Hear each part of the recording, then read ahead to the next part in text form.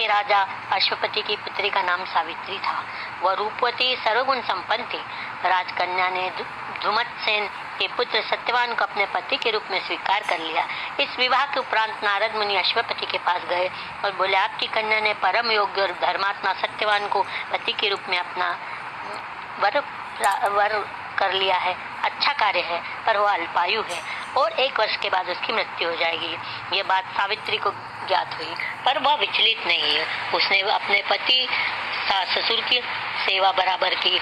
इसी बीच शत्रु प्रबल हो गया। ध्रुमसेन को पराजित होना पड़ा। उनका सारा राजपाट छीन लिया। फलतः वह दुखी होकर वनवासी हो गए। वनवास के दौरान ही सास ससुर अंधे हो गए। सत्यवान पर पूरे परिवार के भरण पोषण का जिम्मा आ गया। सावित्री अपने अंधे सास ससुर और पति की सेवा में लग गई। सत्यवान जंगल में लकड़ियां काट कर लाता और उनको बेचकर अपने परिवार का गुजारा करता। सावित्री बराबर दिन गिनती रही थी। जब 1 वर्ष पूरा होने के 4-5 दिन रह गए तो सावित्री ने उपवास करना शुरू किया। वह परछाई के समान सत्यवान के साथ रहने लगी।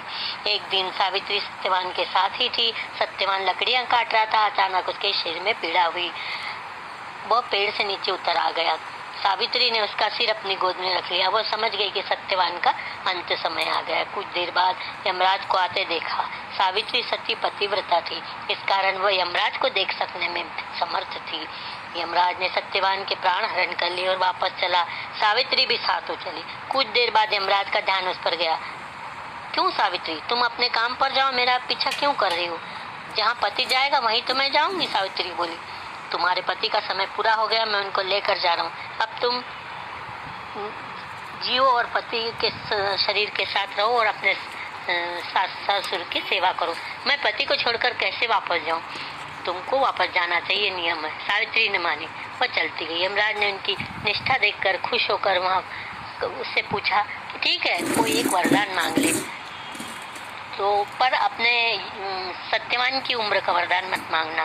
सावित्री ने वरदान मांगा कि उसके अंधे सास ससुर की आंखें ठीक हो जाए और उनका खोया राजपाट मिल जाए। यमराज ने तथास्तु कहा। सावित्री फिर भी उनके साथ चलती गई। यमराज ने कहा, एक वरदान और लेकर लौट जाओ। सावित्री बोले, मैं पुत्रवती हूँ। यमराज ने तथास्तु कहा। फिर भी सावित्री के साथ न छोड़ा।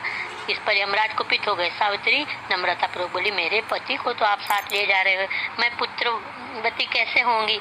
यमराज चौंक गए। अपनी गलती स्वीकार की, लज्जित होकर सत्यवान को छोड़ दिया। इस प्रकार अपने पतिव्रता के बल पर सावित्री ने न केवल अपने पति को यमराज को वापस लिया, वरन अपने अंधे सास ससुर की आंखें भी वापस ली। उनका खोया राजपाट भी उनको मिल गया।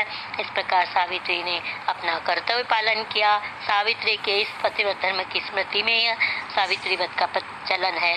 ये व्रत सुहागिन करती है। कहीं व्रत पक्ष के तले पूजा की जाती है। सुहागिनें व्रत पक्ष की पूजा करती है। भारत की सनातन धर्मी सुहागिन महिला इस व्रत को बड़ी श्रद्धापूर्वक मनाती है। इस व्रत को महिलाओं के लिए बड़ा महत्व का है।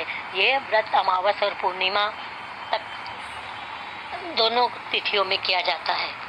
जिसको जो तिथि में करना हो, और समय अनुसार महाराष्ट्र में अमावस होती है और MP में पूनम होती है। हर जगह अपने हिसाब से होती है। इसमें 7 सूत के धागे बांधकर 7 सूतों से वड़, पीपल और नीम त्रिवेणी वृक्ष कहा जाता है। जहाँ भी मिले या न मिले तो वड़ की भी पूजा कर सकते हैं, या फिर सभी